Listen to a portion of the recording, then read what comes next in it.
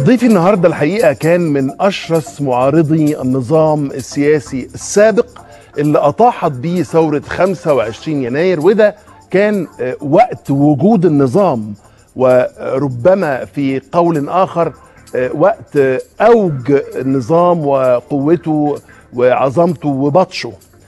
طرح نفسه كمرشح لمنصب رئيس الجمهوريه امام الرئيس السابق حسني مبارك. ومن وقت 25 يناير لغاية دلوقتي مرت بمصر ظروف سياسية كتير. يا ترى هو شايف شكل مصر ازاي وايه المستقبل، وازاي ممكن نصنع مصر الجديدة، والى اي حزب بينتمي السياسي المحنك والمرشح لمنصب رئيس مصر المقبل الدكتور محمد البرادعي. بشكرك على وجودك في مصر الجديدة ويعني قبول الدعوة يا دكتور. أنا سعيد أكون معاك النهارده يا معتز في برنامج مصر الجديدة، وإن شاء الله هنشوف مصر الجديدة وهنعيش مصر الجديدة إن شاء الله يا دكتور محمد، إن شاء الله. في ناس كتير جدا بتسأل حضرتك اختفيت ليه؟ كنا بنشوفك أثناء نقول إيه صناعة الثورة، بس في الفترة اللي هي ال6 أشهر اللي فاتت دي ما شفناكش، وما كنتش حضرتك بتظهر حتى إعلاميا. وفي مرشحين آخرين مثلا بنشوفهم بيروحوا يتجولوا في ميدان التحرير، يروحوا يعملوا حملات انتخابية وهكذا. الدكتور برادعي كان فين؟ موجود يا معتز، إنما أنا كنت كل مرحلة ولها أسلوبها.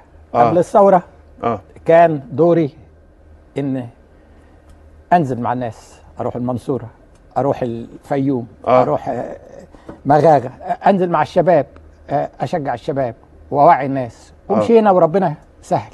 تمام. وقلنا وكنا بنحلم ان يطلع مره نشوف ثوره فيها مليون. وانا قلت فاكر انا قلنا لو في رمضان اللي فات لو طلعنا 1,000,000 واحد في مظاهره النظام مشي. كنا بنحلم. صحيح. ربنا اكرمنا ونزلنا 1,000,000 و2 و3 و15. وقامت الثوره وفجرنا الثوره. النهارده مرحله تانية، عشان كده شغلي اتغير. يمكن انا ما بتلاقينيش في ميدان التحرير، بس بتلاقيني دوري النهارده مختلف شويه، لان ولله الحمد ميدان التحرير مليان في اي وقت، انما في اسبقيات انا بالنسبه لي النهارده معتز بشتغل عليها. يعني لم الشمل للاسف بعد الثوره، كلنا قبل الثوره كلنا موحدين، كلنا عارفين الهدف بتاعنا. النهارده ابتدينا ننقسم ونشوف الشباب بينقسموا والنخبه ولا الكبار بينقسموا، واللي يقول لك احنا اسلاميين واحنا مش عارف ناصريين. يعني في وقت ما نقدرش ان احنا ننقسم، لان الثوره لسه ما حققتش هدفها. تمام. فانا النهارده شغلي بحاول الم الشمل تاني واقول لهم يا اخوانا فجرنا الثوره، انما اداره الثوره اصعب من تفجير الثوره في اللي احنا شايفينه النهارده ده. انا قاعد بروح ازور الاحزاب، بلم الشباب. انا يعني امبارح كنت قاعد مع شباب من 20 محافظه، بحاول ان احنا نجيب فلوس. احنا مشكلتنا عندنا مشكله اقتصاديه. انا من اسبوع كنت في روسيا بشتغل مع صندوق كبير هناك، او يعني اجتمعت معاهم وجايين ولله الحمد يستثمروا في مصر. تمام. بلاقي النهارده مثلا كنت مع سفير السعوديه جاي، وعامل، هو قال لي انا عامل مجلس رجال الاعمال السعودي المصري الشهر الجاي في السعوديه عشان نبدا استثماراتنا في مصر. انا شايف دوري دلوقتي يعني هي توزيع ادوار. دوري النهارده احط مصر على الطريق، او اساعد ان احط مصر على الطريق السليم، اقتصادها يتعافى، نتوحد مره اخرى، نلم شملنا. وبعد كده اما يجي وقت الانتخابات، وده موضوع تاني لسه هنتكلم فيه، مش عارفين امتى، هتلاقيني بنزل تاني وبتكلم. انما انا شايف النهارده مش مرحله ان انا اقول انا مرشح. انا مرحلتي النهارده اللي شايفه من ضميري ان اشوف الاول مصر وقفت على رجليها، وبعدين نتكلم في الانتخابات. حضرتك لما بتقول الثوره لسه ما حققتش اهدافها، ممكن واحد يرد عليك يقول لك الله، ده حصل تغيير وزاري وجابوا ناس من وجوه الثوره بقت وزراء في مصر. دكتور برادعي شيء ما كناش نحلم بيه. مثلا حصل اعلان محاكمات رموز النظام السابق، والرئيس السابق هيتحاكم يوم 3 أغسطس. حصل قرار بعلانية المحاكمات، حصل استجابة لضغوط المتظاهرين والاعتصامات في ميدان التحرير. ليه بتقول ان الثورة لسه ما حققتش اهدافها؟ هي حققت بعض الاهداف عشان اكون منصف. حققت بعض الاهداف. الوزاره اللي هتحلف اليمين بكره فيها 2 وزراء. 2 وزراء دول واحد منهم كان معايا قبل الثوره. طلع من بيتي امن الدوله كلمه وقال له اذا رحت لمحمد البرادعي هنموت ولادك. يا ساتر يا رب. الثاني جالي عشان نشتغل وبنتكلم باسلوب سلمي نعمل ايه عشان نغير النظام. بعدها بيومين هيكلوا الوزاره اللي بيشتغل فيها وفقد وظيفته. 2 من في مشكله تقول اسمائهم؟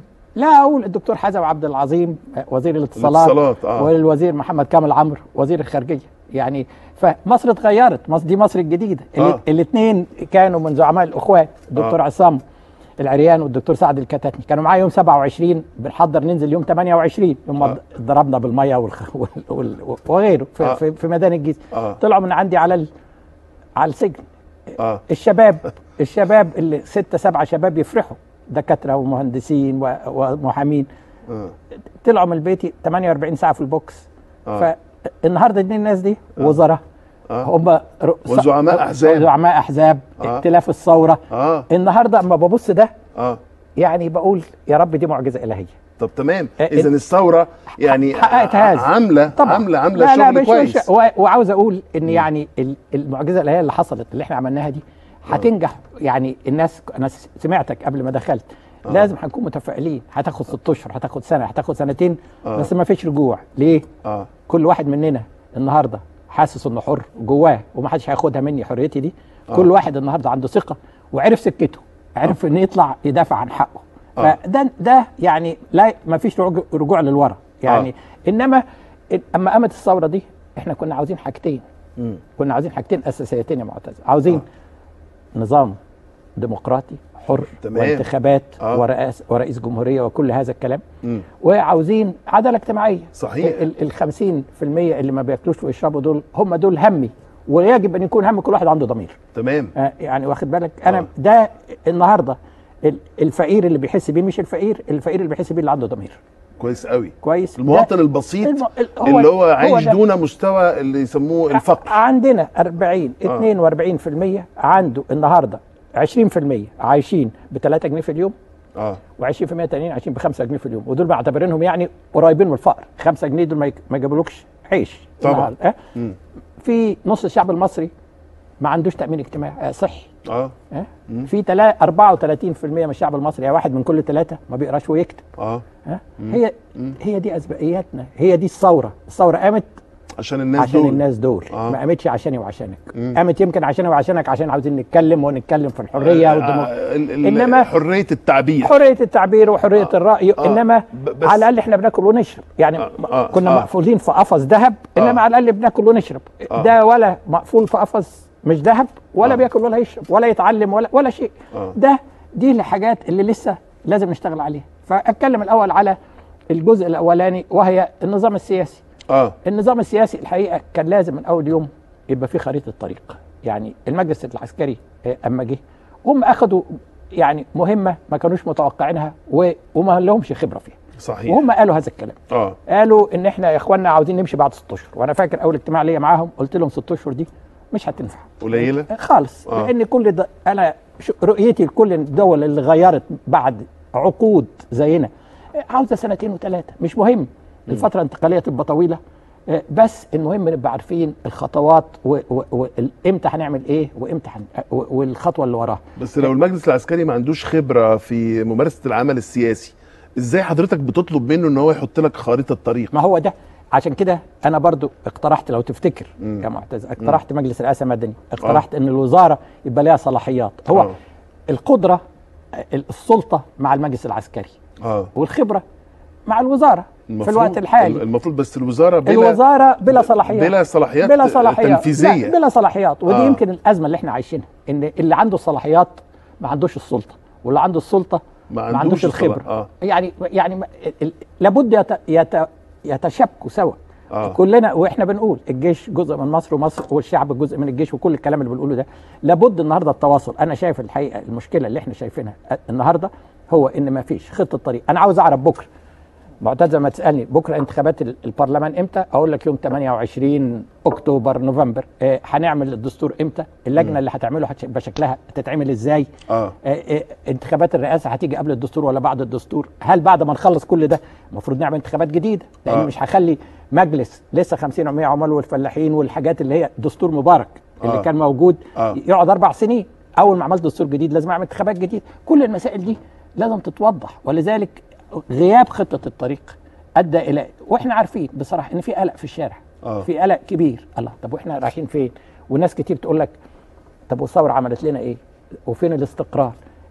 انما كل ده جزء. الجزء الثاني طبعا اللي هو لغز، وانا بالنسبه لي من غير قطع كلام حضرتك، ده في مخاوف دلوقتي عند بعض المثقفين او عند بعض، تعال نقول النخب الفكريه في مصر، ان يقول لك ان الناس ممكن تبتدي تضيق ذرعا زي ما بيقولوا يا دكتور برادعي بالثوره. ايه الثوره عملت لنا ايه؟ يبتدوا بقى يبقى في ثوره مضاده، او هيبتدي يبقى حاصل انك جوه الاسره المصريه كده رحت زرت قرايبك وقعدت تدردش معاهم، طبعا يقول لك الله ما احنا كنا كويسين وزي الفل. ايه اللي حصل يا عم؟ الاول كان احسن. صح، لا هو ما كانش كويس ولا كان زي الفل، معلش، انما ابتدى يتضايق لانه حاسس ان في قطاعات كتيره. السياحه اللي كان بيشتغل في السياحه ما في سياحه، اللي المصانع اللي كانت جزء منها ما بيشتغلش. فابتدى يقول لك الله، ده الحقيقه اللي بيفهموا ان الثوره هي المسؤوله عن ده مش صحيح. اللي مسؤول عن ده في رايي انا غياب الامن. غياب الامن طبعا. انا بقالي النهارده 6 اشهر مانيش فاهم، وبقول كل يوم اللغز ده حد يشرحه لي. اللغز الوضع الامني. الوضع الامني. بقالنا 6 اشهر كويس. يقول لك ما فيش امن. ليه ما فيش امن؟ اصلا يطلع في الجورنال يقول لك خطه لتقسيم مصر الى 3 اقسام. مين يا اخوانا اللي بيعمل الكلام ده؟ وعملتوا ايه؟ يعني انا الحقيقه بطلب من الحكومه او المجلس العسكري او اي حد يفهم الشعب الامن ليه بعد 6 اشهر وزاره الداخليه لم يعاد هيكلتها، الامن ما نزلش الشارع. انا النهارده كنت نازل الصبحيه ومعايا حارس الامن بتاعي معايا، بيكلم واحد عقيد في الشارع. قال له لا انا ما قال له يعني عاوزين نمشي عشان السكه كان ورانا ميعاد. قال له لا انا ما بشتغلش، احنا لسه ما نزلناش في الشارع. نزلت في الشارع؟ انت بتاخد ميتك ليه؟ اما واحد تروح وتسمع هذا الكلام في ناس كتير، يروح الاسم يقول له عربيتك ضاعت، يقول له روح دور عليه. ده كلام يعني لابد نضع حد، لان عدم وجود الامن هو اللي بيخلي ان الراجل السايح ما يجيش، والمستثمر بيقول لك اما استنى اما اشوف مصر هيحصل فيها ايه. ما هياش الناس اللي بتنزل في ميدان التحرير يعني. وميدان التحرير ده انا في رايي يعني ما حدش غاوي انه يقضي يوم الجمعه في الحر في درجه حراره 35 او ينام على الارض او يعتصم عن الاكل، الا انه هو حاسس ان لسه في الحاجه الثوره اللي قام بيها ما جابتلوش النتيجه اللي هو عاوزها. ما شافش تعليم اتحسن، ما شافش صحه، ما شافش وزاره بتشتغل بصراحه يعني، ما شافش دوله. وما اقدرش استمر اقول يا معتز ان انا عندي وزاره تسيير اعمال، مش هقعد تسيير اعمال سنه. انا لازم يكون عندي وزاره بصلاحيه، حكومه انقاذ وطني زي ما انا بسميها، بتخطط للاقتصاد والتعليم والصحه والزراعه والصناعه. يعني لابد ان اقول للناس يا اخوانا هتاخد وقت، بس ادي خطتي وادي النهارده انا بعمل كده وبكره هعمل كده. حلو قوي دكتور برادعي، حضرتك قلت حاجات كتير جدا وكلامك عمال يستفز جوايا اسئله كتير، من ضمنها تعالى نمسك حاجه لان حكومه تسيير الاعمال وحكومه وتغيير الوجوه دونما تغيير للسياسات وللتطهير المؤسسي من تحت، ده موضوع محتاج ملف لوحده. بس تعالى نمسك الامن. صح. النهارده احنا بنشوف يعني تواجد شرطي في الشارع اكتر بكتير من الشهور اللي كانت تاليه لقيام الثوره. انما حضرتك حط نفسك تعالى نتبادل زي لعبه الكراسي الموسيقيه. مطرح لواء منصور العيسوي وزير الداخليه، في مشكله اساسيه وهي الاحباط اللي جه لدى رجل الشرطه بعد قيام الثوره في عيد الشرطه. في انكسار حصل وفي احباط. ده ناهيك عن اعتقد ضعف مرتبات الشرطه وظروفهم، فاهم ازاي؟ فانت اقتراحاتك ايه للخروج من ده؟ اقتراحاتي ان نقعد ويكون في مصارحه. احنا عمرنا ما بنتعود على المصارحه يا معتز. عشنا سنين وسنين نتكلم في الشعارات، نتكلم في الشعارات. يقول لك تعليم مجاني واحنا عارفين انه مش تعليم مجاني، يعني عايشين في الشعار. انما تعال نتكلم في التفاصيل. انا بقابل ضباط شرطه كتير وهم فعلا محبطين، مظبوط، وحاسس ان راجل شرطه شريف راح في الرجلين. ده اعرف ان بيشتغل يبتدي شغله ب 700 جنيه ولا 800 جنيه. صحيح. ضابط شرطه هيشتغل ازاي ب 800 جنيه؟ يعني عندهم مطالب وبيشتغل عدد ساعات طويله كمان، طويله جدا، ودافع فاتوره حاجه هو مش بتاع يعني خالص ملوش ذنب فيها خالص. وبعد 3 4 ايام جزء منهم كبير كان بيروح القسم، البلطجيه راحوا ضربوهم وحرقوا لهم القسم. فروح مشي وحس ان هو اتاخد في الرجلين. انما مع دول في الناس بقى اللي طلعوا ضربوا القناصه واللي موتوا في ناس في التحرير، ودول الناس عاوزه تشوف دول في السجن. صحيح. الناس عاوزه تشوف دول في السجن. اللي طلعوا اللي ضربوا ناس في السويس وطلعوا بكفاله راحوا محاكم مدنيه اولا. وبعدين الشباب اللي كان في التحرير راحوا محاكم عسكريه، يعني العكس بالظبط. واخد بالك؟ ده بيخلق عند الناس برضو شعور الله في حاجه مش مظبوطه. يعني لابد يبقى في مصارحه، ادي المشكله وادي هنحلها ازاي. انما كان عندي، انا سمعت اللي هو العيسوي بيتكلم، عنده 450 واحد من امن الدوله قال عملوا تجاوزات. يعني تجاوزات دي كلمه لطيفه عشان نقول عذب وموت وبعدين راحوا فين؟ نقلتهم في حتت بعيده عن الناس. نقلتهم دول كلهم مفروض يكونوا كتر خيرك مع السلامه على الاقل اذا ما كانش في السجن. يعني الامن عشان نركح ما نقعدش نضحك على نفسنا في مشاكل من ناحيه الشرطه ومن ناحيه الاداره ومن ناحيه الشريف ومن ناحيه غير الشريف. ولابد نحط كل الورق على الترابيزه ونقول للناس ادي المشكله وهتتحل بعد شهر بعد شهرين، وادي اللي اخطا هيعاقب والشريف هنرقيه، ونعيد هيكله عقل الشرطه زي ما انت عشت في انجلترا وانا عشت بره. الشرطي بالنسبه لك لما بتشوفه ده حمايه. لا.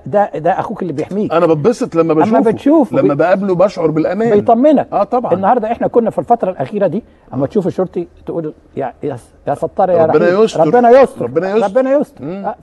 يعني مش بس ان انا لازم اغير الهيكل والماهيات واعاقب المخطئ وكل ده، اغير تغيير ثقافه الشرطه، التعامل بتاع رجل الشرطه مع المواطن بالظبط، ان بيعاملك. بس الكلام ده يا دكتور بنادعي يعني طبعا كلام يعني مقبول جدا وكلام منطقي جدا، بس ده يحصل ازاي ما بين يوم وليله؟ لا مش يوم وليله، بس حط لي خطه برضه. ما هو انا لازم عاوز خطه او عاوز.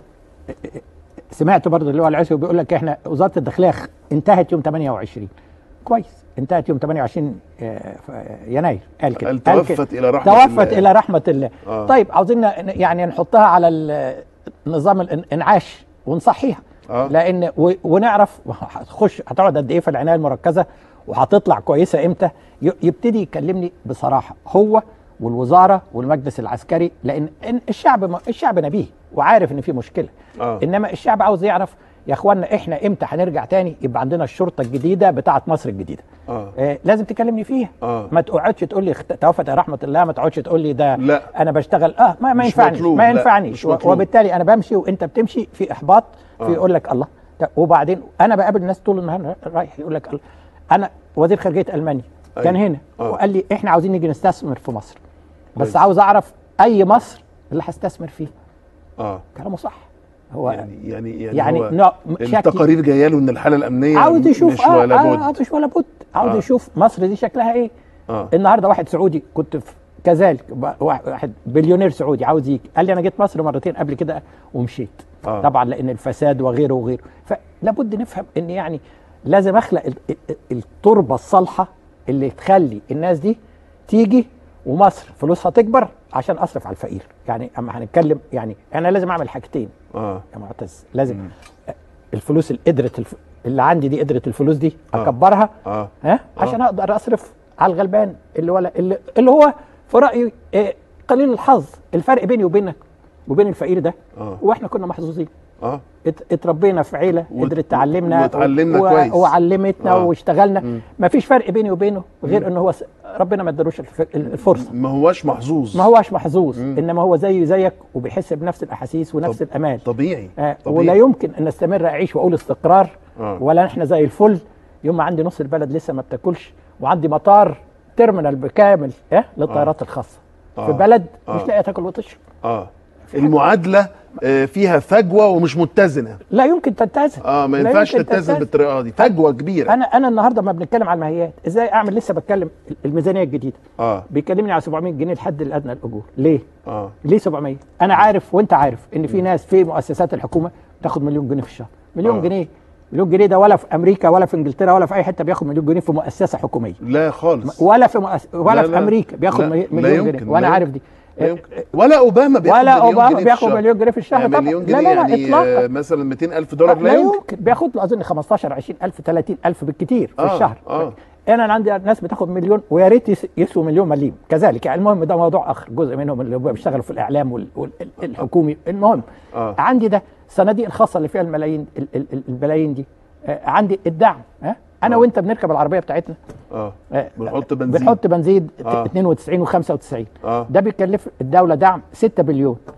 انا استحق ناخد دعم 6 مليار 6 مليار اللي هي 6000 مليون 6000 مليون 6 مليار. انا يدعموني انا ولا يدعموا الراجل اللي بياخد 700 جنيه؟ ولو عملوا له ماهيته 800 ولا 900 لازم يدعموه. هتفرق طبعا، وهتفرق بالنسبه له سما وارض طبعا. انا لو دفعت 100 جنيه ولا 200 جنيه ولا 500 جنيه زياده مش هتفرق معايا ولا معايا. دكتور محمد كان في ناس بيكلموني في التليفون بيقولوا لي احنا بنطالب ان ماهيتنا تطلع من 90 جنيه في الشهر ل 120. عايزين 30 جنيه فرق. ايوه مظبوط. وكانت الجهات التنفيذيه المسؤوله او الجهات الاداريه مظبوط. مش عارفه توفر لهم الفرق ده. انا اشتغلت في الامم المتحده مده طويله. الفرق وفي اي حته في الدنيا الفرق بين اقل ماهيه واكبر ماهيه. انا كانت اكبر ماهيه كمدير للوكاله واقل ماهيه اللي هو درجه واحد يعني 14 ضعف. 14 وفي العالم كله 14 15 ضعف.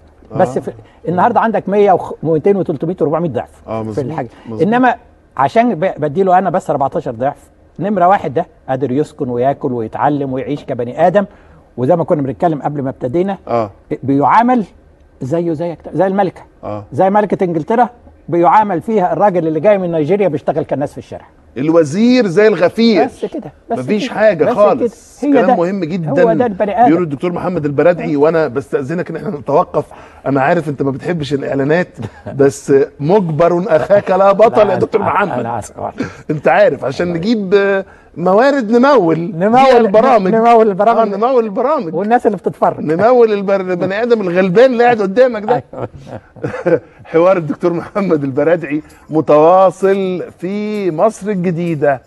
اوعوا تروحوا في اي حتة.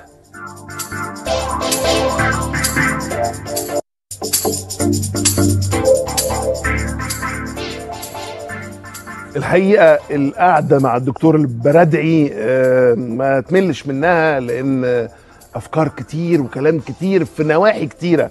فانا هحاول بقدر الامكان يا دكتور ان انا اخد منك اقصى شيء. الله يخليك يا سيدي. بس في امور كتير عايز ادخل فيها، بس الحقيقه حبايبك كتير على التويتر. وفي حد اسمه عبد الله محمد بيسالك يا دكتور برادعي انت اهلاوي ولا زملكاوي؟ لا انا اهلاوي. انت اهلاوي؟ الله لازم امشي ولا ايه؟ لا لا بس اصل انا زملكاوي. انا اتربيت في النادي الاهلي. وكنت زمان ندفع 5 ساغ للعسكري اللي واقف اثناء الماتشات عشان يدخلنا واحنا صغيرين نقعد ورا الجول نتفرج على ماتشات. فكنت بتفرج على جميع ماتشات النادي الاهلي يعني بقى صالح سليم وطارق سليم ورفعت الفني. 5 ساغ بحالهم. 5 ساغ ودي كانت مبلغ يعني. العسكري ياخده ويدخلني وانا وزمايلي يعني نقعد ورا الجول نتفرج. ابيض. كان ده بدايه النادي الاهلي. وكنت بلعب سكواش في النادي الاهلي يعني. فانت اهلاوي منذ نعومه اصفارك. منذ نعومه اصفاري. وصعب في نهايه العمر ان الواحد يغير انتمائه. انك انت تغير. فانت لغايه انما عندي يعني سماحه مع الزمالك وكل الانديه الاخرى يعني. ما هو متسامح. لو هترشح نفسك رئيس مصر لازم تبقى بتاع الكل. بتاع الكل. تمام. بس لك انتماء برضه وفكرك. ما هو لازم يبقى الواحد له انتماء 100%. على كل حال دكتور برادعي يا جماعه يعني. الدكتور برادعي اهلاوي. حلوه كده. مبروك الدوري. طيب تعالى نرجع بقى للكلام التقيل، لان من شويه قريت لك تصريح بتقول الغاء شعار الاسلام هو الحل امر ايجابي. عندك مشكله يا دكتور برادعي مع الاحزاب اللي اتكونت على خلفيات دينيه؟ لا انا ما عنديش مشكله. يعني ما هو احنا برضو بنتكلم يا معتز في شعارات. يعني ايه خلفيه دينيه؟ خلفيه دينيه بمعنى القيم الدينيه. اذا كنا بنتكلم ان قيم دينيه في انت عندك في الخارج احزاب ديمقراطيه مسيحيه كتير. الحزب الديمقراطي المسيحي في عدد كبير من الدول الاوروبيه. ليه؟ مرجعيه بمعنى القيم المسيحيه. احنا عندنا الماده 2 بتقول ان القيم مبادئ الشريعه الاسلاميه المصدر الرئيسي. حزب عاوز يؤكد على هذا وانه يستلهم سياساته من مبادئ الشريعه الاسلاميه، اهلا وسهلا، بس في النهايه الدستور هو الحكم في الاخر. والدستور والمجلس المنتخب من الشعب هو اللي له الكلمه النهائيه. مرجعيته دينيه اهلا وسهلا، انما مرجعيه دينيه بمفهوم ان انا مبادئ الاسلام ومقاصد الاسلام، الحريه، العداله، كل بنتكلم عليه قبل الفاصل، الحريه والعداله والمساواه الاجتماعيه والرحمه والدقه في العمل والامانه، اهلا وسهلا. انما ما نخشش اقول منافسه دينيه، يعني مش هخش انتخابات اقول والله الاسلام هو الحل، المسيحيه هو الحل، يعني احنا داخلين بنتكلم في سياسه محدده. يعني عاوزك تكلمني في قيم، كلمني في قيم، مبادئ، اهداف، بس ما نخشش في الشعارات، لان ما نحاولش الانتخابات واوريدي احنا منقسمين في الشارع انقسامات غير صحيه. ما نخشش نقول والله طب انا مسلم درجه اولى وانت مسلم، انا بقى الدور الجاي هعمل مركب على البيت بتاعي واقول انا الحاج محمد، يعني بس ما فيش داعي ننكر ان ثوره 25 يناير ابرزت للمجتمع المصري ما يعرف بالتيارات الاسلاميه والسلفيه. مظبوط. وده ما كانش موجود مزبوط. لان قيل، وحضرتك طبعا سيدي العارفين، ان هم كان النظام السابق كابس على نفسهم تماما. تمام. وانا اول واحد بقالي سنتين بقول ان لابد لهم ان يشاركوا في الحياه السياسيه، لانهم فصيل من الشعب المصري، من حق. ما فيش حاجه كان لما بيقولوا عليهم محظوره يعني برضه بنضحك على نفسنا. 10-20% من الشعب المصري يسميه محظور. يعني ايه محظور؟ محظوره عندهم 88 نائب في البرلمان. بقول لك نواب المحظوره، يعني ربع ولا تلت بالظبط. يقول لك الدكتور سعد كتت رئيس الكتله البرلمانيه للمحظوره. مظبوط. ما هي عمليه هزليه، عمليه غريبه، هزليه حقيقه. يعني نظام عايش في غيبوبه كان. فلهم من حق انه يشارك، انما يشارك في اطار ديمقراطي، في اطار دوله مدنيه، في احترام للدستور، مبادئ الدستور. وعشان كده ارجع اقول الدستور ده هي القيم اللي لازم نبتدي بيها ونعيش بيها، لان هي دي اللي بتجمعنا كشعب مصري. اللي انا شايفه النهارده واحد رايح شمال ويمين ويقول لك انا بحرق كنيسه، والتاني يقول لك واحد اتجوز وحبس واحده، يعني والشباب ينقسم. ده انا اكتر حاجه مضايقاني لان الثوره اللي طلعت، ال 15 مليون اللي طلعوا يقولوا سلميه، وكلنا ما كانش بنتكلم ان احنا مصريين. النهارده بنتكلم انا يساري وانا شمال. احنا لا نستطيع في المرحله دي يا معتز الطرف ان احنا ننقسم، لان احنا لسه بنبدا بيتنا من اول وجديد. احنا هدينا نظام وبنبدي نظام جديد خالص. الاسس بتاعته ايه؟ مفيش حد هيختلف ان كلنا عاوزين نبقى احرار، اننا اقدر تعبر عن رايك، حريه العقيده، حريه الراي، حريه من الخوف، حريه من الحاجه اللي هو الفقر، وان انا عاوز يبقى عندي اعيش ان بني ادم. محدش هيختلف، من أأمل من هذا، من السلفي إلى الماركسي. وبالتالي النهارده نخلي الاختلافات الأيديولوجية. أنا ما رحت لجماعة الإخوان حزب الحرية والعدالة، قلت لهم النهارده وهم اتفقوا معي، النهارده لابد نلم شملنا، النهارده ولابد نلم شملنا وننسى الأيديولوجيات دي. مش هرجع أما أبقى بعد 10-20 سنة أبقى أقدر زب إنجلترا في حزب المحافظين، حزب اليسار. أنا النهارده الاختلاف التأمين الاجتماعي يبقى شكله ايه، يعني او نصرف قد ايه من الميزانيه مثلا على القطاع الصحي او على التعليم. ما عنديش انا النهارده، انا اسبقياتي واضحه لاي بني ادم مصري. انا يعني عاوز اقول اي بني ادم مصري عنده رؤيه وضمير لا يمكن يختلف ان انا لازم اصرف على الفقير، ولازم اعمل اكبر زي ما انا قلت الدخل القومي المصري في الصناعه والسياحه والزراعه وكل ده. يعني انا لما ببص للقطاعات دي كلها معتز واشوف احنا ما عملناش ايه، حاجه مذهله والله، مذهله. ليه؟ يعني ما هياش عمليه عاوزه عقل جاي من الفضاء الخارجي. بس دكتور برادعي، حضرتك مش شايف ان في بعض التيارات والقوى الليبراليه في المجتمع والمسيحيين بكل صراحه يعني خايفين من تنامي دور التيار الاسلامي؟ الحقيقه جدا، وانا برضو دي حاجه مضايقاني. خايفين بيروحوا يطلبوا طلبات هجره وتاشيرات من سفارات زي كندا واستراليا وامريكا. مضايقاني مش كده ولا لا؟ طبعا مضايقاني جدا. انا يعني في بعض الحالات حاله تقريبا رعب يعني. والحقيقه يعني في بعض التصريحات اللي ظهرت، اما يقول لك مثلا ان الديمقراطيه مخالفه للاسلام. ما واحد بيسمع الكلام ده يقول لك اروح على طول على السفاره اخد لي هجره يعني. انما او مثلا حاجه حصلت مؤسفه جدا، ان هم مره خدوا واحد ما اعرفش عمل ايه كده، شافوه ان هو مذنب يعني فقطعوا له ودنه. يقول لك بالظبط قطعوا ودن واحد. اما انت واحد ولا مسيحي مسلم تشوف واحد بيقطع ودن. اما الاقي واحد شيخ الاسبوع ده مطلع فتوى ضدي بيقول لك لاني اسأت للذات الالهيه. فين اسأت للذات الالهيه؟ يعني في طبعا دي كلها مظاهر، ده اقصى التطرف، وده مش جزء من المجتمع المصري اللي احنا بنلمه يعني. اما بنلم الشمل ده هيبقى دايما خارج هذا الاطار.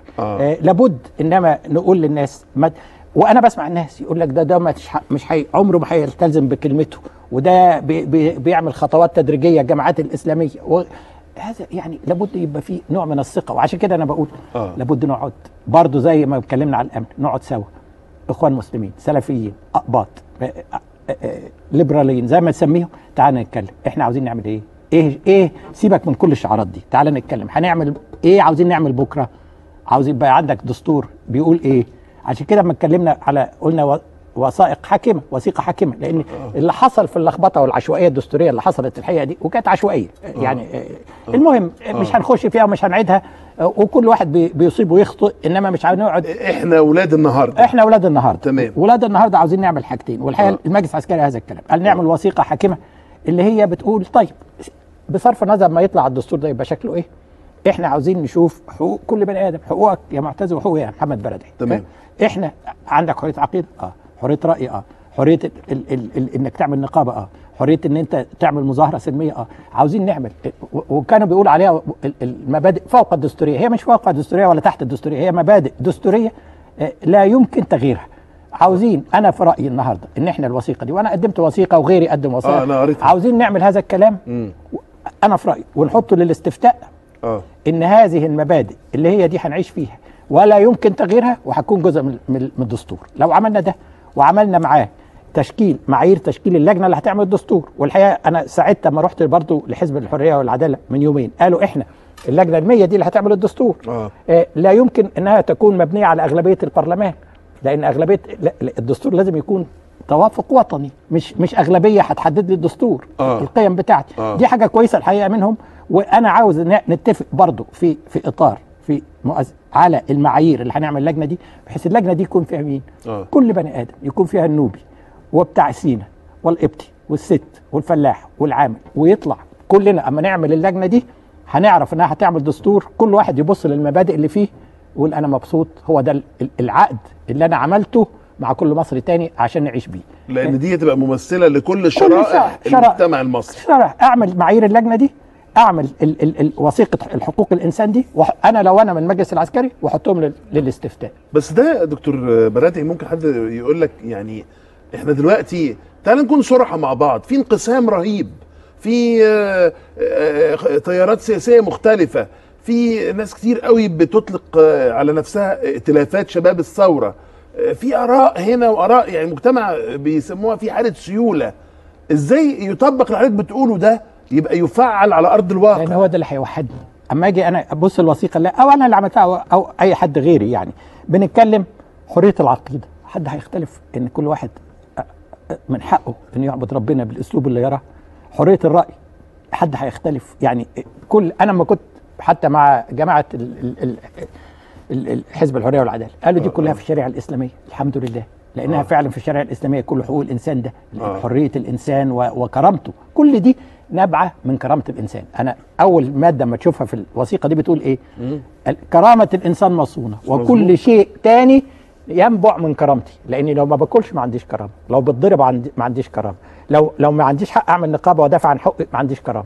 فما حدش يقدر يختلف عليه. انا في رايي لو عملنا دي وعملنا المعايير تشكيل اللجنه دي وحطيناها من الدستور، هو ده اللي هيوحدنا. انا في رايي بس لازم يكون في آلية. ما دي برضو ارجع اقول مجلس عسكري قال هنعمل وثائق حاكمه، طب فين الآلية اللي هتعمل دي؟ لابد يكون في لجنه متفق عليها يشكلها هو، تشكلها الحكومه، تعمل الكلام ده ونمشي قدام. لابد نمشي، ما نلفش احنا النهارده انا شايف بصراحه بنلف حوالين نفسنا وبننقسم زياده، لان ما حدش شايف انت رايح فين ولا جاي منين. اعمل لي خطه، اعمل لي آلية اشتغل بيها، وحد الشعب المصري، قول لي المرحله الانتقاليه هتاخد 6 اشهر، تاخد سنتين، ما يهمنيش، بس ابقى عارف انا رايح فين وامتى وازاي. يعني معلش دكتور بلادي، نعم. دخلني اكتر في السيناريو اللي في دماغ حضرتك. احنا النهارده في شهر 7 2011. أيوة. يعني قول لي كده ال6 اشهر اللي جايين يبقوا شكلهم ايه؟ حاضر. يعني يبقى في اطار زمني، يبقى في جدول. بتقول المجلس العسكري ما حطتش خريطه طريق، حضرتك حط لنا خريطه الطريق. انا شايف ان النهارده نحط خريطه طريق. اول حاجه خريطه طريق هنبتدي النهارده. في رايي نعمل نتفق على الوثيقه بتاعت حقوق الانسان اللي هي مطروح عدد كبير من الوثائق، اللي هي الوثائق الحكيمه دي. وثيقه نتفق عليها كلنا، نقول يا اخوانا كل بني ادم مصري دي حقوقه. ايوه. نتفق عليها كلنا، وما واعتقدش هيكون فيها خلاف. تمام. وهنتفق كذلك على المبادئ الاساسيه للدوله، منها الماده 2 عشان اللي كانت محل الجدل، المواطنه. ان كلنا مبادئ المواطنه دي كلها. الماده 2 المبدا هي المصدر الرئيسي لتشريع مبادئ الشريعه. الدوله نظامها جمهوري، تقوم على ديمقراطيه، تعدد الاحزاب، كل الكلام ده. أيوة. ونعمل معاهم معايير تشكيل اللجنه اللي هتعمل الدستور، ونحط الكلام ده للاستفتاء. النهارده احنا في شهر 7 يوليو، حطها لي في سبتمبر. وسبتمبر ممكن نعمل الكلام ده. اكتوبر حطها قبل الانتخابات. الانتخابات هم اوريدي بيقولوا هنعملها في نوفمبر ديسمبر. انا كل ما تتاخر في رايي افضل، لاني انا عاوز ادي كل واحد فرصه متكافئه. الاحزاب اللي لسه بتتعمل النهارده، قانون الاحزاب لسه طالع النهارده يا معتز. ما لحقوش. هقول له اعمل انتخابات بعد شهر، هقول له بعد شهرين. ملوش قاعده في الشارع. فين قاعدته في الشارع؟ فين تمويله؟ فين؟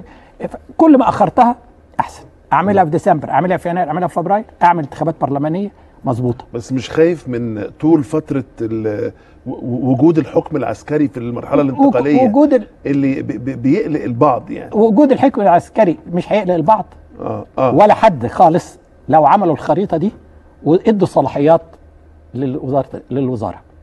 وهيبقى هو حامي الثوره وراعيها. هيستمر دوره ونقدره تمام التقدير كحامي الثوره وراعيها ويحمينا واحنا ماشيين في الفتره الانتقاليه دي. اعمل انتخابات في يناير فبراير، بعد كده اعمل الدستور وهيكون سهل، لاني اوريدي عملت جزء كبير منه اللي هو الوثيقه المعايير انتخاب اللجنه، وعملنا حقوق الانسان المتفق عليها ومبادئ المواطنه. هنخلص الدستور ده على مايو يونيو. كويس؟ يونيو يعني بعد حوالي سنه من دلوقتي. سنه من دلوقتي. انا ما يهمنيش خالص طالما انا عارف انا ماشي فين. انا ما يهمنيش. انا من يوم اول اجتماع ليا مع المشير طنطاوي وقالوا احنا عاوزين 6 اشهر. انا ويمكن اقول هذا الكلام، قلت انا 6 اشهر في رايي غير عمليه ومش هنخلص، وما يهمنيش المده قد ما يهمني وضوح الرؤيه. احنا بقى لنا 6 اشهر ما عملناش حاجه. لان وما هم معذورين، لان العمليه مش سهله، مش بالسهوله دي. لا مش سهله. عملت في مايو في يونيو الدستور، بعد كده بشهرين 3 اعمل انتخابات رئيس الجمهوريه. وفي هذه الحاله يبقى انتهيت من العمليه دي. طبعا عشان اكون حقيقه صادق مع نفسي لازم في اخر السنه اعمل انتخابات مجلس برلمان جديد، لان اذا كان مجلس الشورى هيتشال مثلا على سبيل المثال ملوش لازمه ولا قيمه ولا ضروره. ال 50% من العمال الفلاحين اعتقد ان الكل يتفق مرحله فات زمانها. لابد اعمل انتخابات جديده في اخر السنه.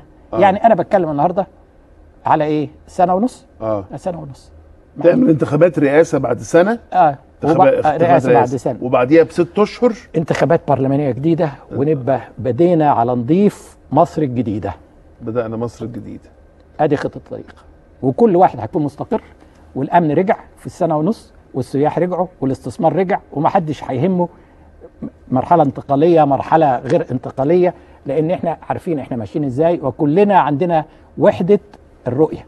وحده الرؤيه ده الحقيقه فكره يعني بالنسبه لي جذابه جدا، لاني اتوقف فيها عند فاصل، علشان ربما دكتور بلادعي في تيارات اسلاميه بالذات تيار الاخوان مثلا ربما يختلف معاك كتير جدا، والسلفيين في هذه الرؤيه، لان يمكن اليومين دول هم فرصتهم كبيره في الانتخابات البرلمانيه، فيقول لك دكتور بلادعي عايز يأجلنا سنه ونص.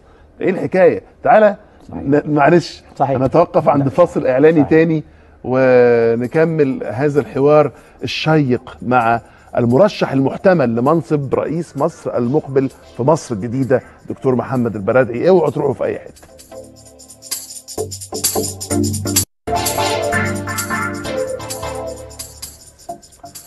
رؤية الدكتور محمد البرادعي لمستقبل مصر بكل بساطة. اهلا بيك مرة تانية يا دكتور محمد. اهلا بيك يا معتز. وقبل شوية حضرتك قلت لي ان كان في 2 من الوزراء الجدد كانوا معاك في ايام الثورة. واحد كان خرج من البيت هددوه بقتل ولاده. صحيح. في خبر جاي دلوقتي وهو الدكتور حازم عبد العظيم المرشح لمنصب وزير الاتصالات ان هم استبعدوه من المنصب لاسباب امنية، ان هو اتعامل مع شركة اسرائيلية ولا حاجة زي كده. عايز اعرف تعقيب منك على الموضوع ده. انا اول مرة اسمع دي. انا قريت حاجة ان هو يملك 5% من شركة ولا ملوش صلة بالإدارة فيها خالص. والشركة دي على ما قرأت امبارح انها بتتعامل او لها تعاملات في اسرائيل، انما اذا كانوا استبعدوها على هذا الاساس يبقى اكننا بنرجع للماضي. ده راجل يعني الوطنية بتسيل من كل جزء منه الحقيقة يعني، وارجو انهم يراجعوا هذا الكلام. وقبل الترشيحات لمنصب وزاري في مصر مش المفروض ان بيبقى فيه السي في متقدمه وفي تحريات، وان احنا وبعدين احنا خلاص تجاوزنا مساله احنا بنضحك على نفسنا. احنا مصر مش الحكومه المصريه مش بتصدر غاز لاسرائيل. مظبوط.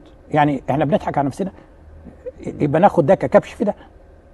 اذا كنا بنعمل هذا الكلام يبقى احنا بنرجع لورا يا معتز حقيقه. يعني انا ما اعرفش تفاصيل الحكايه، انما اذا كان هو عنده في شركه وما هياش شركه يديرها، ليه اسهم في شركه بتتعامل مع اسرائيل، استبعده من منصبه. وانا كحكومه مصريه الى الان عندي اتفاقيه سلام مع اسرائيل وبصدر غاز لاسرائيل وبتعامل مع اسرائيل، يبقى اكن انا برجع لورا وبضحك على نفسي. فارجو انه يراجع هذا الكلام لان ده كلام مش سليم. طب يعني الناس بتسالك برضو دكتور البرادعي، الكلام جاب بعضه. حضرتك لو قدر ليك انك تبقى رئيس مصر المقبل، يبقى موقفك ايه من اسرائيل، من مساله التطبيع، من معاهده السلام؟ اسرائيل احنا اسأنا التعامل مع القضيه الفلسطينيه من سنه 45 يا معتز، ونرتكب خطا ورا خطا يعني. ومش عاوز اخش في الاخطاء اللي عملناها. اما كان معروض علينا في سنه 67 عوده الاراضي المحتله في مقابل انهاء حاله الحرب فقط، ورفضنا ويعني عملنا اخطاء ونبكي بعدها بسنين على ان المهم برضو زي ما بنتكلم. خلينا نتكلم مصر الجديدة. مصر الجديدة. مصر الجديدة النهاردة لازم ما فيش حل للقضية الفلسطينية إلا إن نستمر كعالم عربي، مش مصر وحدها، نبني نفسنا اقتصاديا وسياسيا واجتماعيا، ويبقى ما عندي 400 مليون عربي واقف على رجليه وبيصدر تكنولوجي وبيصدر أدب وحداثة وبيترجم. وفي هذه الحالة موازين القوى هتتوازن، وهي إسرائيل اللي هتجيلي وأمريكا اللي هتجيلي للبحث عن حل. الحل هي إسرائيل هنا وأنا هنا، لأن ما فيش ميزان قوة. العالم كله في السياسة توازن قوة. إذا هذا التوازن اختلت الأمور. حلها مش بكرة، إنما حلها أبني نفسي في كل اللي أنا بقوله، أوحد نفسي مع العرب، أوحد نفسي مع العالم الإسلامي، أستمر أدافع عن القضية. إنما حلها مش حل عسكري، حلها هو حل سياسي. وإنما أما يكون في توازن قوة، وهو ده كوني ان انا اتعامل معاه اقتصاديا دي مش مفروض عليا، ده جزء اختياري. انا النهارده بصدر غاز لاسرائيل وببعد وزير عشان لشركه بتشتغل. ما عملتش انابيب غاز للصعيد. الصعيد النهارده الناس بتقف اسبوع عشان تجيب انبوبه بوتاجاز، لان ما وصلتوش غاز للصعيد ووصلت الغاز لاسرائيل. يعني ده مش ده في مسائل طبعا لابد من اعاده النظر فيها، ولا صله لها باتفاقيه السلام. انما يعني اخطانا. اما زي ما انا قلت قبل كده، النهارده اتفاقيه السلام اللي عملتها دي طلعتني من اتفاقيه الدفاع المشترك اللي هي كانت منظومه الدفاع بيني وبين العرب. الماده 6 طلعتني، اخرجتني من مين المسؤول عن يعني الماضي سيء، الماضي سيء، انما نسيبه. اما دخلنا اتفاقيه منع انتشار الاسلحه النوويه ونحن نعلم ان اسرائيل عندها سلاح نووي، دخلت ليه من غير ما اسرائيل ما تخش معايا؟ وبعدين اقعد ابكي على اللبن المسكوب. متهيألي ان مصر حاولت في مساله اتفاقيه انتشار الاسلحه النوويه بعد ما دخل، بس كان في ضغط كبير جدا من المجتمع الدولي انه ما في ازدواجيه. طبعا في ازدواجيه، يعني ازدواجيه المعايير، الدبل ستاندردز دي ازدواجيه موجوده. عمرك ما كنت تعرف تجيب الدعم بتاع اسرائيل في المجتمع الدولي. لا ازدواجيه موجوده، لان واحد بيشتغل بمخ واحد ما بيشتغلش بمخ، واحد احنا لو كنا اشتغلنا كعرب سوا ما اصبحناش اعداء نفسنا. النهارده عندك 22 دوله عربيه دخلت الاتفاقيه وهي تعلم ان اسرائيل خارج اتفاقيه. كنا ممكن نقول والله يا اخوانا احنا مش داخلين الا ما اسرائيل تخش معانا. مظبوط. ما عملناش، وبعدين نقعد بقى لنا 20 سنه نبكي ان اسرائيل بره والمعايير مزدوجه. معايير مزدوجه، انما انت دخلت ليه؟ يعني اللي انا عاوز اقوله من كل ده ان لابد نفكر بعقلنا في السياسه داخليا وخارجيا، ويكون عندي ضمير ويكون عندي رؤيه ويكون عندي مصداقيه. طب معلش انا برضو محتاج اعرف من حضرتك، لو قدر ليك انك تبقى رئيس مصر المقبل هتمد اسرائيل بالغاز؟ لا، انا مش همد اسرائيل بالغاز ولا همد اي دوله بالغاز، لان اللي انا شايفه من الخبراء اللي بيتكلموا معايا في الطاقه احنا محتاجين كل الغاز اللي موجود عندنا، عشان انا محتاج طاقه داخل مصر. انا ولا همد باسرائيل ولا همد اي حد تاني، انا بقى عندي 7 اتفاقيات غاز بامد بيها العالم، وانا نفسي بستورد وبدعم الطاقه ب60 مليار جنيه. دعم للطاقه، لابد منظومه الطاقه بتاعتي دي كلها تتغير. واللي انا بسمعه من الخبر، انا مش خبير فيه، ان احنا لابد ان كل الغاز اللي عندنا ده استعمله داخل مصر. يعني زي ما بيقول المثل البلدي كده دكتور محمد، اللي محتاجه البيت يحرم على الجامع. ايوه طبعا. ما ينفعش. لو عندي حاجه للجامعه اديها بس الاول في واسرائيل ما هياش الجامعه، يعني ما هياش لا مش الجامعه ابدا ابدا. طيب حضرتك الحقيقه موضوع الرؤيه وخارطه الطريق ده كان كلام مهم جدا. في ناس بتسال انت ليه ما بتروحش تلتحم، حلوه كلمه تلتحم دي، جميله جدا. تلتحم مع الجماعه الغلابه في العشوائيات. يعني مثلا في مرشحين اخرين بيروحوا يقعدوا معاهم ويحكوا لهم مشاكلهم ويوعدوهم بان هم لو انتخبوهم هيعملوا لهم كذا ويعملوا لهم كذا ليه الدكتور محمد البرادعي مش في المشهد ده؟ لان انا في رؤيتين يا معتز، او اسبقيتين. هل اسبقيتك تبني البلد الاول ولا اسبقيتك تبقى رئيس جمهوريه؟ انا اسبقيتي ان ابني البلد، واما ابني البلد وتقف على رجليها، واما يجي وقت انتخابات هتلاقيني قاعد في العشوائيات، وهتلاقيني قاعد مع كل الفقير والغني. وبرغم ذلك انا كل يوم، انا امبارح كان معايا شباب من 20 محافظه، ممثلين لجامعات في 20 محافظه، قاعد معاهم وبسمع كلامهم وبنتكلم. قعدنا جلسه جميله نتكلم ساعتين على التعليم. وقلت يا ريت كنا سجلناها، وهم اقترحوا يا ريت كنا سجلناها وحطيناها كبرنامج تلفزيوني. ما كناش جلسه في منتهى الجمال، وبسمع من الشباب ده رؤيته للتعليم ورؤيته لمستقبله. فدي الاسبقيات دلوقتي بتاعتي. فحضرتك شايف انك مش في مرحله الحمله الانتخابيه دلوقتي خالص. وانا قلت ان انا مش هنزل كمرشح للرئاسه الا لما اعرف، اما نلاقي الامن، اما نلاقي الاقتصاد مشي، اما اعرف سكه خريطه الطريق اللي موجوده. اما يقولوا لي امتى انتخابات هتلاقيني في سوهاج وقنا والصعيد وكل المركز. بمناسبه بقى سوهاج وقنا والصعيد، انا سمعت ان في سيده ريفيه عندها عربيه ترمس، عامله الصوره بتاعت الدكتور برادعي حطاها على عربيه الترمس، وليها معاك يعني زي ما تقول حكايه، ينفع تحكيها لنا؟ ده صحيح. يعني هم الشباب ربنا يكرمهم اللي بيشتغلوا، انا برضو ما بنزلش، انما الشباب بتاع الحمله بتاع اللي بيدعموني يعني شغالين وعندهم في كل محافظه، عندنا 20 مقر في 20 محافظه دلوقتي شغالين، ويعني كله بيشتغل وبيتكلموا مع الناس وبيتكلموا كفكر. وانا قلت لهم اتكلموا، احنا بنتكلم كفكر مش كشخص. لان احنا بنتكلم ليه احنا عاوزين نغير بلدنا، واذا كنت عاوزين الراجل ده عشان يعمل ايه؟ مش ان هو المرشح النزيه، انتخبوا المرشح النزيه. خلصنا من الموضوع. مش عايز مش عايز يطلق عليك ان الدكتور محمد البرادعي المرشح، ان الدكتور محمد البرادعي ليه مش عايز يطلق عليك؟ لا يعني لان هو مش ده الهدف مرشح نزيه كتر خيرهم، انما الهدف الاساسي ان هو عاوز يعمل ايه للبلد. المرشح ممكن اقول لك كلمه بس ما تزعلش مني، المرشح اللي ما بيسرقش. لا بالظبط، يعني ان شاء الله يكون، انما هو ده. والنهارده لازم نفهم الناس ان في النهايه مش هطلع، عاوزين نغير فكر الناس. ما بنتكلمش بقى النهارده اقول له انا عملت وانا سويت وانا اخدت موقف وكنت في مجلس الشعب عملت. انا عاوز اسال في الاخر انت عملت ايه؟ النتيجه ايه؟ زي ما كنا بنتكلم على اسرائيل. بقى لنا 50 سنه بنسمع واخدنا مواقف، والاهرام يطلع ويقول لك شجبنا وادنا ولا يمكن ولا نسمح. واسرائيل قاعده تاكل ارض الفلسطينيين. مظبوط. يعني نبتدي بقى نتكلم على حاجه اسمها نتائج. انت عملت ايه؟ وعدت بايه؟ وحققت ايه. مظبوط. وتبقى خاضع لرقابه طبعًا شعبيه طبعا. يعني انت كرئيس ولو تبقى برضو ما انتش فوق التقييم. بالطبع. ولو فشلت انا قبل الشعب ما هيجي يقول لي انت فشلت، انا هكون مشيت. وهكون مشيت زي راجل، اي بني ادم راجل او ست محترم يقول انا حاولت وفشلت ومشيت. ممكن تعترف بالفشل؟ طبعا. وانا بخطئ وبأصيب زي اي بني ادم. وهحاول. كل اللي انا بوعد بيه ان انا هحاول، اذا انتخبت واذا ربنا قدر لي انتخبت هحاول. واذا فشلت اول واحد هيكون انا اقول فشلت، وهدي فرصه لواحد احسن مني يعمل الشغل. تمام. انما ارجع للست اللي بتقول الست دي الشباب نزلوا لها بتاعت الترمس، الشباب نزلوا لها وكلموها.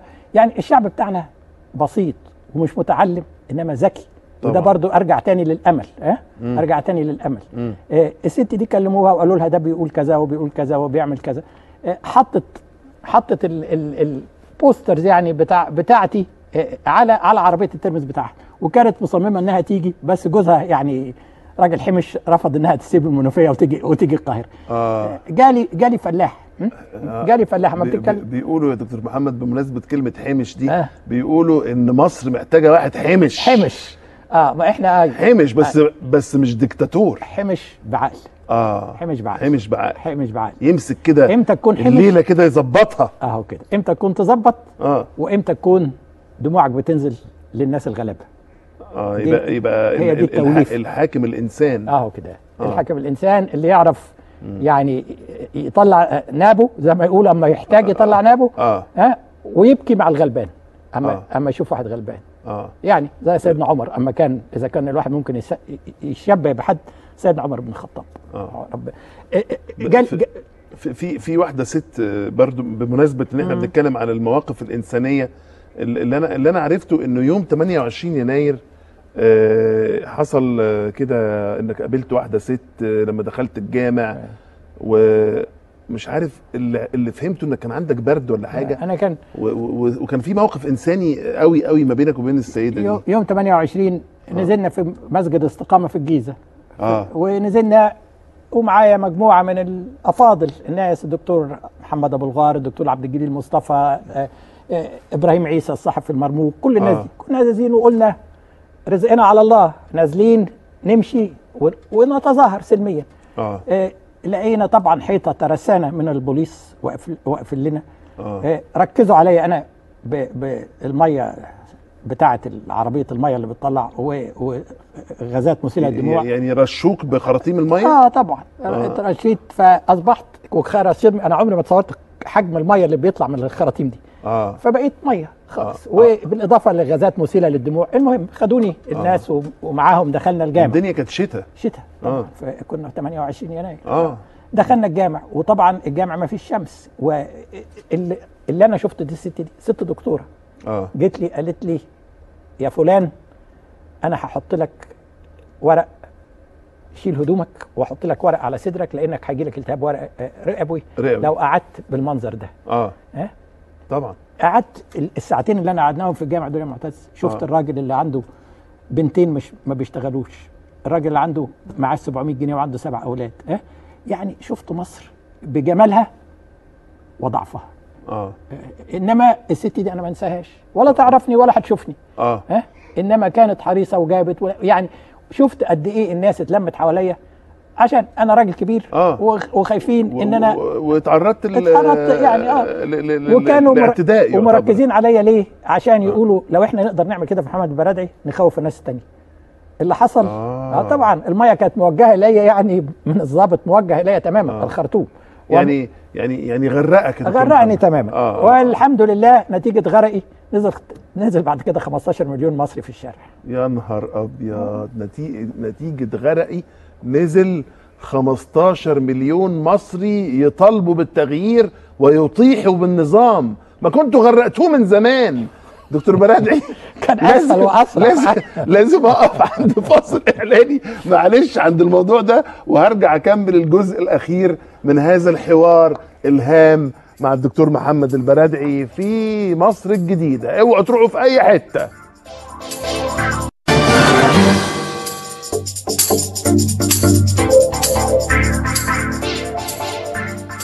طيب في الجزء الاخير من الحوار مع الدكتور محمد البرادعي هحاول اكون مختصر قوي وسريع. وبرضو عشان احب اتعرف على افكارك اكتر، انا عايز اقعد معاك للصبح بس الله يخليك وقت البرنامج دكتور محمد، هل تقبل مناظره ما بينك وما بين مرشحين اخرين؟ حضرتك طلعت الاول وتصدرت قائمه المرشحين في استفتاء المجلس العسكري على الفيسبوك، وطلع بعديك بفارق 20,000 صوت المفكر الدكتور محمد سليم العوا. مثلا انت والعوا مثلا ممكن تقبل تقعد قدام؟ طبعا لما يجي وقت الانتخابات، لما يجي وقت يعني طبعًا. مساله بالنسبه لك ضروريه، تقعد قدام الاخوان المسلمين، تقعد قدام، اقعد مع اي مصري، تقعد مع اي مصري، اي مصري ما عندكش اي مشكله.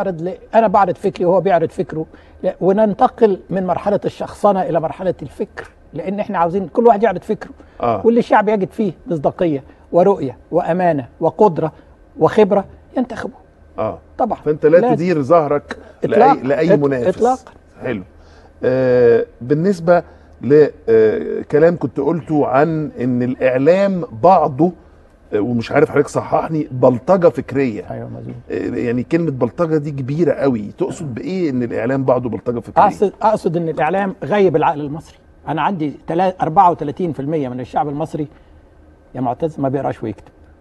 بيعتمد في معلوماته كلها على الاعلام. على الاعلام الحكومي في الفتره اللي فاضيه غيب العقل المصري. ويعني اما احنا كنا بنتكلم، عاوز اقول لك ان احنا عاوز اقول الشعب يريد تحرير العقول. صحيح. ان احنا النهارده الاعلام ال 43,000 اللي قاعدين في ماسبيرو هم دول اللي يعني الحمد لله يعني القنوات الخاصه وغيره، انما 43,000 اللي قاعدين على القنوات الارضيه وهم بس المسموح لهم قنوات ارضيه. انا قريت النهارده اخيرا هذا الكلام مظبوط عشان يوصل للراجل البسيط. طبعا هو ده اللي غايب العقل المصري. واذا وعشان كده انا بسميها بلطجه فكريه، لان النهارده القيم اللي كانت والجميله اللي موجوده في مصر دي، والروح المصريه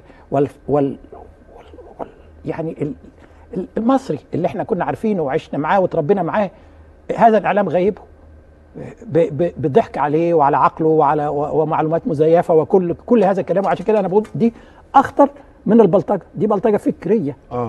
لانك بتعبث بالعقول. بعبث بالعقول. بس دي تركه تقيله قوي يا دكتور محمد. هتعمل فيها ايه لو حضرتك جيت رئيس؟ تطهيرها طبعا. انت اشتغلت بره لابد الاعلام يكون مفصول تماما، مستقل، مش اعلام خاص ولا عام، اعلام مستقل. الحقيقه واحده ما بتتغيرش. يكون في مجلس امناء.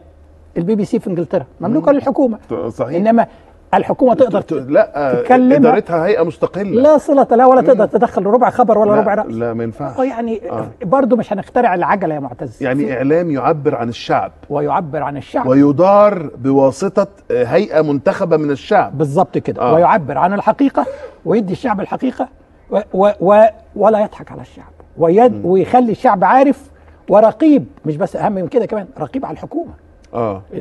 ليه بيسموها السلطه الرابعه؟ الاعلام. لان هي الرقابه بتاعه الشعب. صحيح. على السلطات الثلاثه التانيين. وتبقى رقيبه كمان على رئيس مصر بالطبع، ايا كان هذا الرئيس. لان احنا متهيألي دكتور محمد المفروض ننتقل الى مرحله الرئيس الانسان مش الرئيس الفرعون. ايوه طبعا. ولا ايه؟ ده اكيد الرئيس الذي هو جزء من مؤسسه، دوله مؤسسات. الرئيس راح صحي مات، مصر مستمره. ما هو كله بيقول كده قبل ما ينتخب، وبعد كده بيغير رايه. حتى اذا انتخبت هتسمعني بقول الكلام ده يا معتز. اكيد، انا متاكد ان شاء الله. ربنا معاك. دكتور محمد البرادعي، لو حبيت اطلب من حضرتك انك من خلال البرنامج ده تتوجه برساله للمعتصمين بتوع ميدان التحرير، ازاي ممكن تقول لهم ايه؟ اقول لهم ان انا فاهم ان انتوا معتصمين ليه، وفاهم ان انتوا حاسين ان الثوره اللي قمتوا بيها و800 او 1000 منكم ماتوا، وفي منهم بيقولوا لي. نوره نجم كانت معايا من كام يوم جايه لي البيت بتقول لي انا بحلم بالليل بزمايلي اللي كانوا معايا وماتوا. الشهداء طبعا. الشهداء. يعني الناس دي لازم احنا نفهمها. دول ناس كان معاهم زمايلهم ماتوا، ومنهم راح المحاكم العسكريه وتعذبوا. احنا كل ده شافوه. انا فاهم، وبالتالي هو بيقول لك انا مش هطلع من الميدان الا اما اشوف مطالبي اتحققت. وعشان كده مهم جدا ان الجيش، المجلس العسكري والحكومه يرجعوا مره اخرى يبنوا الثقه بينهم وبين الشعب المصري. اذا بنوا هذه الثقه والحسوا الناس المعتصمين وبقيه الشعب ان الحكومه قلبها عليهم باختصار، مش هتلاقي ولا واحد معتصم. طب ازاي اجراءات بناء الثقه دي؟ يشوفوا اجراءات النهارده، يشوف ناس بتتحاكم. مش كل القضايا في شهر اكتوبر اتاجلت. عاوز يشوف واحد من رموز النظام بيتحكم عليه، عاوز يشوف الامن رجع، عاوز يشوف خطه الطريق اللي اتكلمنا عليه، عاوز يشوف في حاجات كتير، ممكن دلائل كتيره يقدر يشوف. اذا شاف، انا بقول لك، انا الشباب دول لسه بيكلموني قبل ما اجي لك هنا اهو يا معتز على هذا الكلام، ان هم عاوزين يحسوا ان مش لازم ينزل كل يوم جمعه عشان يطلع له يوم الاربعاء تنازل او اتنين. هو ده اللي هو شايفه، وهو شايف انه مضطر ينزل عشان المجلس العسكري او الحكومه تستجيب له. دي طريقه طبعا مش طريقه اداره الدوله. لا يعني حضرتك تقصد تقول ان احنا نطلع بقى من مرحله رد الفعل الى اخذ المبادره. اخذ المبادره. وانا رايي ان المجلس العسكري او الحكومه كل اسبوع لازم يطلعوا يقولوا لنا السلام عليكم، احنا هنعمل كده وخطتنا كده وراينا كده، صراحه وشفافيه. ما يطلعليش بيان رقم 65 و66، يطلع لي هم دلوقتي اداره الدوله، هم يطلعوا كرئيس دوله ايا كان ممثل متحدث باسمهم يفهم الناس هم احنا رايحين فين وجايين من فين. وكذلك نفس الوضع بالنسبه للحكومه. يعني الصراحه والشفافيه. خلاص انتهينا من وقت ان انا هقول لك بكره هيحصل لك ايه، انتهى ده. يعني عايز مزيد من التواصل ما بين سواء المؤسسه العسكريه او مؤسسه الحكومه بتاعتنا مع الشباب. يعني عايز اقول ايه، يعني منهم ليهم، مش عن طريق بيان. بالظبط كده. عايز اختلاف في التناول. كده يقعد معاه زي ما انا قاعد معاك ويقول انا هعمل كده ويعمل كده، تاني يوم يلاقيه بيعمل كده كذلك. مش بس يقعد معاه ويقول له هعمل وما يعملش. صراحه ومصداقيه.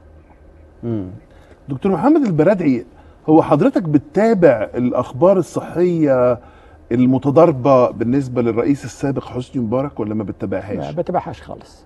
ليه بقى؟ مش مهتم؟ لا، لان ده جزء من الماضي. يعني المحاكمات دي برضو عاوز اقول يعني الشعب يجب ان يكون فيه، يحس ان في مصداقيه في المحاكمه عادله ناجزه. انما انا مش عاوز ابص الماضي، انا عاوز ارجع تاني اقول لك للفلاح اللي بيزرع قيراط ومش عارف ياخد سماد عشان ما عندوش حيازه. هو ده اللي يهمني. الرئيس السابق ربنا شفاه، ده مش اتحاكم امتى؟ ده يعني خلي الملف ده يمشي في طريقه، بس ما نبصش لورا، لان قدامنا حاجات كتير قوي قوي يا معتز لازم نركز عليها ونمشي فيها بسرعه وبسرعه تمام.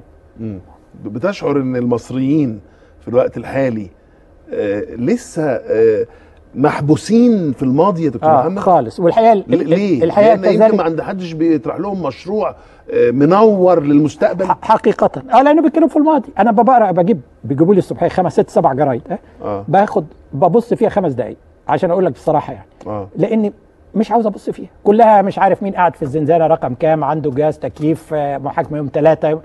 خلاص بقى نبص لقدام. هتعمل ايه في التعليم؟ هتعمل ايه في الصحه؟ هنعمل ايه في الاكل والشرب، في التضخم، في الميزانيه، في القروض، ورانا بلاوي. في بكره هصحى بكره هاكل الناس دي ازاي؟ في اكل العيش. في اكل العيش. كان الكاتب الكبير الصحفي الاستاذ احمد رجب كان قال حاجه بهذا المعنى. قال الماضي في المحكمه. مظبوط، الماضي في المحكمه ننساه خلاص. ننساه. بس المحكمه لازم الشعب يحس ان المحكمه محكمه. بس كده. يعني ايه بقى المحكمه؟ مش هشرحها. مفهوم.